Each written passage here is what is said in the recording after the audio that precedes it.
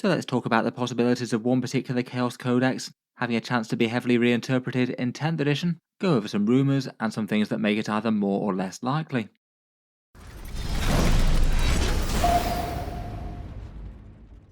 Hello and welcome back to Warspec Tactics, where today I thought I'd make a focus video talking about the possibility of Codex Chaos Daemons getting reforged, as there has been at least a little bit of debate and discussion as to whether or not the Codex might have the chance of getting rolled into other books, maybe in a similar sort of way to how Deathwatch and Harlequins have been treated in the past.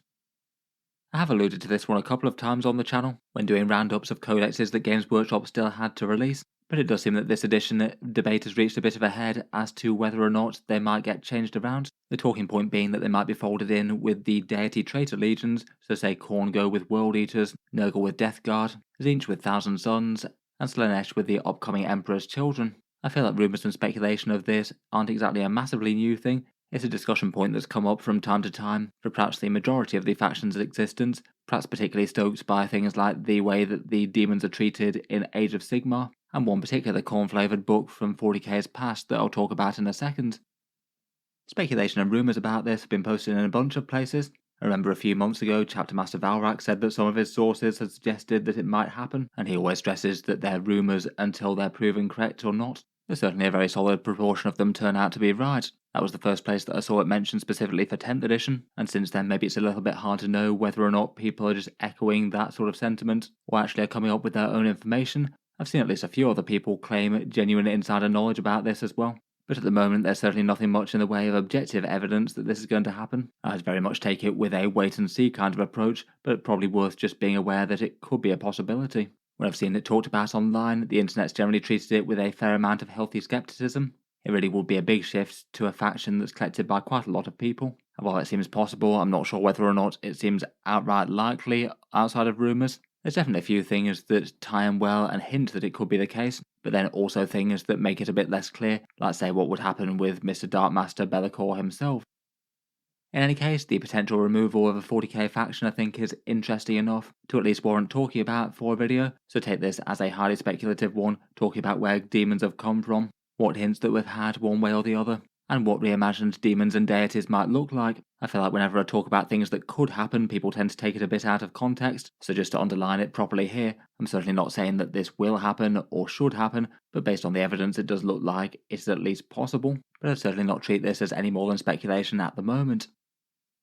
Before we jump into it, I thought I'd just give a quick shout out to today's video sponsor in Titan's Terrain. One solution to getting a battlefield worth of terrain on the tabletop, with their own really quite different solution to most providers out there, basically having a game board of 45 by 60 inches, made up of square tiles. These fold out and create a pop-up building on each of them. Given the entire thing some potentially quite useful features, it's a lot cheaper than Games Workshop terrain to cover an entire battlefield worth of 40k. You don't need to put in any hobby work to it if you don't want to be investing that on the tabletop as opposed to your actual armies. And probably the biggest selling point is that it folds flat, so it's super easy to transport in something that's around about the same size as a normal board game box. If say storage is an issue, or you've got limited space to take it round to a friend's house or something. It does have some pros and cons versus other terrain, of course. Folding cardboard as a design won't be for everyone, and I'll talk through a few of the common talking points at the end of the video and take a look at their specific options and range. In any case though, a big thank you to them for sponsoring today's video. Back to the subject at hand, I think it's worth talking about where Chaos Daemons came from in 40k. The idea of chaos goes back a very long time in Warhammer Fantasy, and the four great deities with the way that the warp works got gradually more and more developed in Warhammer 40k. But the actual forces of the demons themselves weren't a standalone army for really quite a long time, at least not in the same way as they are at the moment. Earlier on they'd just been part of say Codex Chaos, which I believe was their 2nd edition incarnation, and then rolled into Codex Chaos Marines with profiles for more generic lesser demons and greater demons, not necessarily reflecting individual types, but then it seems Games Workshop decided to launch them as a proper independent codex in 5th edition, fleshing out a whole bunch of options and updating some very old metal sculpts to make them work for the modern age, and in doing so they decided to create an army that works really quite differently.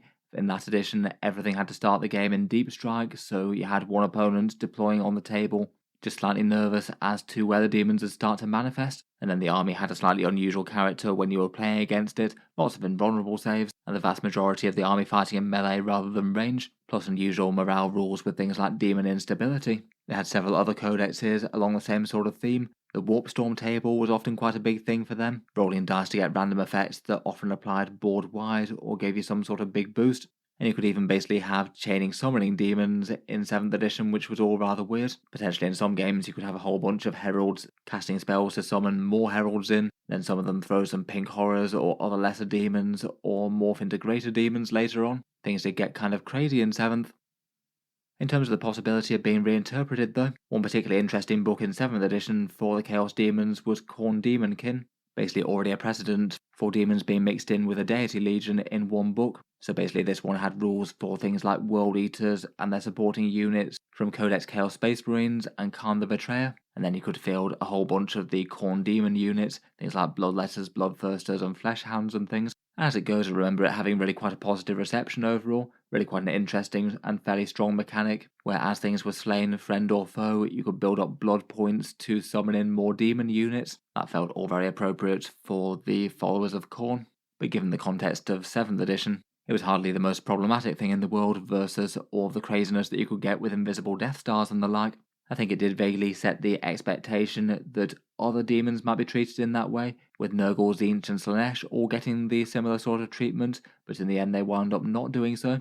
Khorne Daemonkin basically just went away when there was the big reset for 8th edition, and another deity legion in Death Guard took the limelight quite a bit, but they were very much separate from their demonic units, even if you could ally them rather easily. Since then, the demons had codexes in 8th and 9th edition. The big release for the faction in 9th edition was Be'lakor, getting rules in a supplement campaign book before getting full inclusion in the Demon Codex, and really quite a fun model as well. In 10th edition, they have their index, with the codex largely centered around their warping of the battlefield and blinking in and out of reality. Mixture of the deities has sometimes been incredibly encouraged or incredibly discouraged. In 10th edition, it's fairly freeform. There's a few datasheets that might help each other out a little bit, particularly the greater demons with their minions. But broadly speaking, you can have a bit of all the different deities in the pantheon and it won't set you back really. They can also be allied super easily, as you do get demons being summoned by all sorts of chaos followers in the lore. Currently you can have a quarter of your army as allied demons if you'd like. The deity legions are locked to their god-specific ones, whereas Chaos Knights and core Codex Chaos Space Marines can take anything. Currently, at least on paper, the demons should be getting their 10th edition codex sometime next year. Games Workshop have promised it's a year of chaos, and at the moment we've got most of the chaos factions to go, all 4 of the deity legions with Emperor's Children on the way, the demons themselves and Chaos Knights. So far, if they are doing some sort of big grand reinterpretation, Games Workshop haven't really hinted at it very much. In official capacity, I haven't seen them post anything that would indicate that they're going to be going away at any stage, but that doesn't exactly rule it out either, given that they didn't do so for Deathwatch. People were a bit apprehensive due to the lack of model support that they'd been getting, but they certainly didn't broadcast at the start of the edition that, unlike the other Divergent Space Marine chapters, Deathwatch wouldn't be getting their own codex book, and instead would be rolled into the Imperial Agents. Between Deathwatch and Harlequins, they have kind of shown that they aren't really too afraid to consolidate certain factions when they want to. Harlequins are now basically a smaller bit in the larger Eldari Codex, and likely the most support they'd be getting is an individual detachment as opposed to a full-on army support. For those two, it maybe makes some sort of business sense to consolidate the least popular armies in the game. Deathwatch and Harlequins did tend to be the less played out of most of them, and I guess if they wanted to add ever more factions to Warhammer 40k, they were always going to be the ones that were in the firing line to make way for something new and shiny. I guess for soft clues, I must admit it does feel a little bit on the odd side that we've basically got literally all 4 of the Deity Legions and Chaos Demons all left into the later half of the edition. I guess it definitely could happen by random chance, but I guess it would be likely to happen if they were going to do some sort of grand reinterpretation of all of them at the same time, though again certainly nothing solid. I guess in theory, if Games Workshop had decided long ago that they wanted Codex Chaos Demons to be split up into the Deity Legions, it does mean they'd likely have to have codexes of the 4 different legions, and until now that hasn't really been possible. As we know, they teased 2025 for Emperor's Children coming, and it's only at that point that we'll have all 4 Deity Legions that you could break the different gods into. I guess it didn't really stop them with Khorne Daemonkin back in 7th, but that one does feel like it maybe came from an age where they were very happy to print codexes that had very little miniature support. We had things like Skitarii and Cult Mechanicus get 2 separate codexes in that era, and also Militarum Tempestus for the Scions, and it's not really something that they've tended to do quite so much in the more recent era of 40k. It could perhaps just make it a little bit more likely that if they had some sort of grand plan to put the Chaos Deities in with their legions, the Emperor's Children release could be a catalyst to do so. As well as 40k, we also have demons in Age of Sigmar.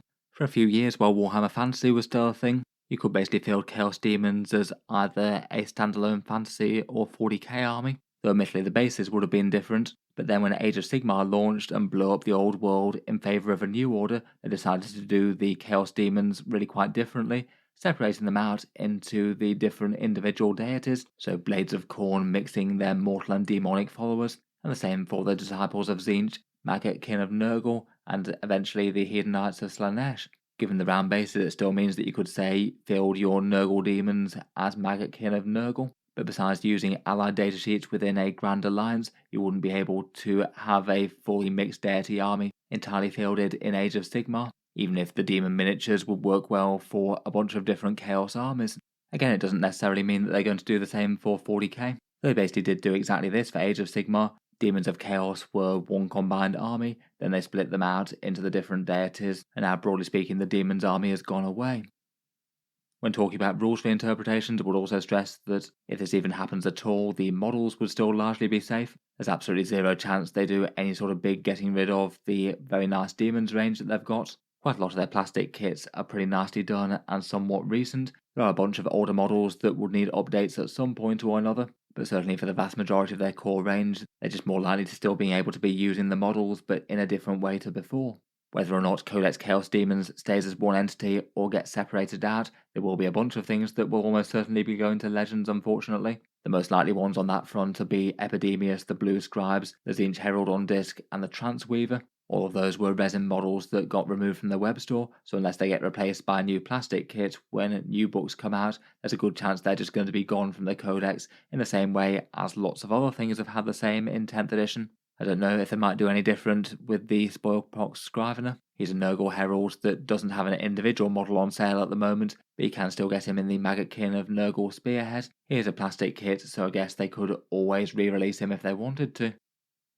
In any case, if it did happen, it's at least interesting to think as to what might come about in terms of the book releases. I guess if they're treating it like Age of Sigmar, you'd have both the Heretic Astartes unique units plus the Demon unique units all within the same book. I guess a whole bunch of datasheets sharing the same keywords now, and likely with detachments that either bring a big focus on the Space Marines themselves, and also ones that focus on the demons as per the 10th edition way of doing things. I felt like we almost got a bit of a hint of that with the 9th edition World Eaters Codex, the way that basically had two different detachments on offer, the Berserker Warband and the Disciples of the Red Angel. That was a bit more focused on demon-possessed type units, though I guess you could always have just a greater emphasis on the demonic out of it. I'd guess they'd probably try and make it so it's at least fairly viable to run a fairly heavy Demons army and a fairly heavy Deity Chaos Marine army, though I can't help but think that that'd be a fairly tricky thing to balance for. If it happened, I guess you'd have really quite chunky books with quite a lot of datasheets between them. You'd have all the unique units for the legions, a bunch of generic Codex Chaos Marine datasheets, things like Predator tanks, Rhinos and Land Raiders, plus a few more. And then all of the deity-specific demons, around about 15-ish datasheets. I guess things like the Soul Grinder and the Demon Princes would get reprinted in each codex in a similar sort of way as things like Hellbrutes and Predator tanks would.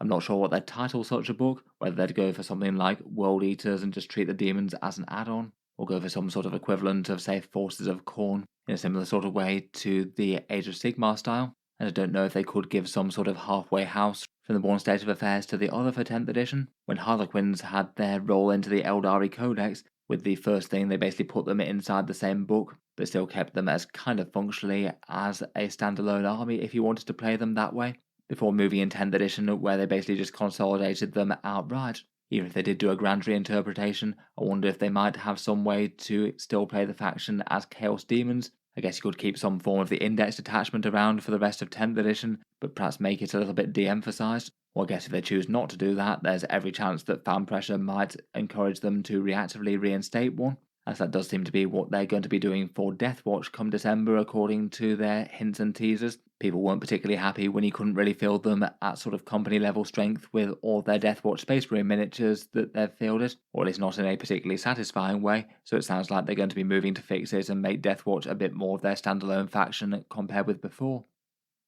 One model that I've seen get mentioned quite a bit when people have talked about this on Reddit and things would be what happens with Be'lakor. he does feel like he could be a potential problem model for this kind of approach to chaos. It's a bit different to the other lesser line things like Demon Princes and Soul Grinders, as they can all be basically just painted up in one deity's colour and given rules as such. I certainly couldn't see his model being moved to Legends for 40k, given that he's a really cool centerpiece model, and he's even got a cool Space Marine modelled on the base.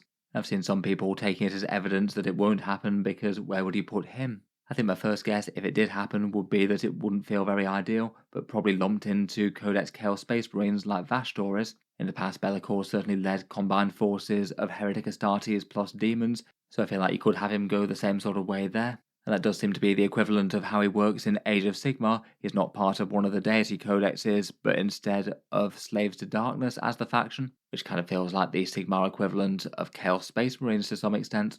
On the other hand, though, Codex Chaos Space Marines has come out, and Be'lakor very much wasn't featured in that, and they were looking to the future when they wrote that book, as they chose to leave the Emperor's Children out for a release later in the edition. Given that if they did go with putting him into Chaos Space Marines, I guess they'd have to do so with a digital index download like what we got for the Scions or the Vespid, or maybe as mentioned a second ago, giving him his own micro army of his own, a digital index that you could either ally to other things, maybe even with his own detachments to field combined Chaos Demon armies, though that really would feel like a bit of an odd stretch and basically give you a tiny faction that didn't have a Codex book ever coming out for it, and that does feel a bit messy. My first guess will be joining Vashtor in Chaos Space Marines in some way, shape or form, though I can see the argument for why he would make things a bit problematic. It'd be a shame for him not to be able to lead a combined force of demons, given that he's got power of all the 4 deities.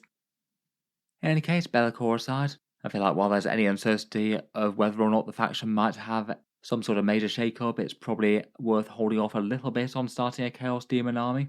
I feel like for the most part it isn't usually a good idea to hold off on collecting any given army for an uncertain update, but given that news of the Codex's presence or absence probably won't be that far off in the long distant future, it might be a little bit of a mark against them at the moment. I think if you were desperate to start Chaos Demons, it might be better to at least focus on one deity in a major way, at least that way knowing that you'll be guaranteed able to keep on playing them as one cohesive army, even if there's every chance it might be taking a few too many precautions. If they did this though, I feel like it would have a pretty massive effect compared with reinterpretations such as Deathwatch and Harlequins. From a channel poll that I did, around about 12% of 40k players have a force of Chaos Demons of one sort or another. Some might be smaller allied forces, I guess, given their nature. But overall, that does put them kind of mid-table with 40k factions in general. Certainly not one of the most collective factions out there, but definitely not one of the least either.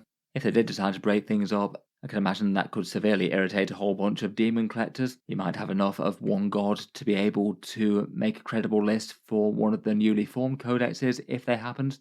Maybe there will be some way to continue to field combined deities, but if not, it could be really irritating having certain units that you just don't have too much use for after changes. It'd just be a bit awkward if most of your army was Khorne, for example, and you only had 1 or 2 Tzeentch units that you couldn't really build out into a full force. And if they were in some sort of big combined codex, I wouldn't imagine that just playing pure demons only without any of the mortal followers being a particularly optimal way to play a Deity Legion army. In most armies it usually makes a lot of sense to have multiple different options available. It could be a slightly messy situation for allies as well if it happens. I guess you need a bunch of errata to allow Codex Chaos Space Marines to be able to cherry pick a certain bunch of units out of the deity books if they're even allowed to continue doing so, and that could be another impact on people's armies. For all the negatives though, I'm sure there's some people who really wouldn't be against this sort of thing. As mentioned earlier, Khorne Daemonkin were a fairly fun army that have some cool theming to them. I feel like you often get deity legions fighting alongside their demonic allies in the lore from time to time,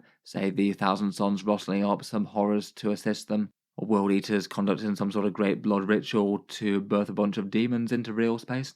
For new players, I guess it could add a fair bit of interest, creating one force that's really themed to one deity, as opposed to a bit of a glorious alliance of the 4 gods that you have at the moment. In any case though, I'll certainly be interested to hear your thoughts on the subject down in the comments. As mentioned throughout, this is all completely speculation, and could just turn out to be a whole load of hot air if Games Workshop just announces the Chaos Demons Codex the next day or something, but it's definitely a subject that caught my interest, even if it's all just rumours at this point. Look forward to hearing your thoughts, and if there's any other things that I've missed, I'll try and leave them in a pinned comment down below the video. Finally though, I'll just circle back to talk about the video sponsor in Titan's Terrain. As mentioned earlier, they have their own terrain system made of folding cardboard pieces, creating a ready-to-go 40k battlefield from flat. There's lots of good systems out there for 40k terrain, of course. For this one, as mentioned earlier, the biggest selling points are that it's really quite easy to store and transport due to being flat packed and fitting inside one of these board game sized box sets. It's far cheaper than a whole board of Games Workshop terrain, and at least somewhat comparable with things like MDF. But unlike most MDF or 3D printed type things, it's ready to go straight away and doesn't need painting or assembly, which is often quite a good selling point for people who want to preserve the bulk of their hobby time for working on their individual playing pieces. For potential downsides, it is a fair bit less sturdy and hard wearing versus plastic or MDF, which is kind of to be expected given that it's made of cardboard. Even if it's fairly sturdy cardboard, it's designed to fold flat. It would need to have a little bit more care taken over it than some other pieces, and compared with other terrain sets, it's not quite as easy to perch things in the upper floors of buildings and things, so it might be easier for games when you're moving around the buildings as opposed to on them. The grid layout can mean that it's a little bit less flexible than some terrain sets out there. There's still plenty of options with rotating the tiles, and you can add just a few other bits of scattered terrain on top of the tiles if you want to maybe break up some firing lanes and things like that. And with that in mind, it certainly doesn't make things like tournament approved layouts if that's what you're looking for. Though there are a fair bunch of line of sight blocking terrain pieces, and from feedback I've seen it's fairly solidly useful for more casual games. In any case, for their specific sets, they've got a Forgotten Furnace one. Their pricing is at £112, $140 or €130. The Furnace one has a whole bunch of glowing runes and foundries and things. Looks all very heretical to me. There's then the Shattered Hive one, which is a slightly more traditional bombed out ruins in a big city. A bunch of buildings and armoured containers and things. And then there's the Overgrown Capital set. This one could be a bit more applicable to both fantasy settings or 40k. Ruined buildings once more, but maybe of a slightly more medieval sort of style theme. Then each one of those also has an expansion centerpiece set, a ruined reliquary or a cathedral square for the city and then the capital, and a great big infernal spire for the furnace one. These ones are basically made of two separate tiles pushed together to make an extra big structure. In any case, thanks to Titans Terrain for sponsoring this one. I'll leave them links down in the video description if you're interested. In any case though, I'll leave that there for now. Let me know your thoughts as always. What do you think to the possibility of Chaos Daemons going or staying? And otherwise feel free to check out all the bits down in the video description. There's things like the channel Patreon page if you'd like to support, plus the affiliate discount links. A massive thank you to anyone using those when picking up miniatures. In any case though, an absolutely massive thank you for listening, and I'll hope to see you guys next time.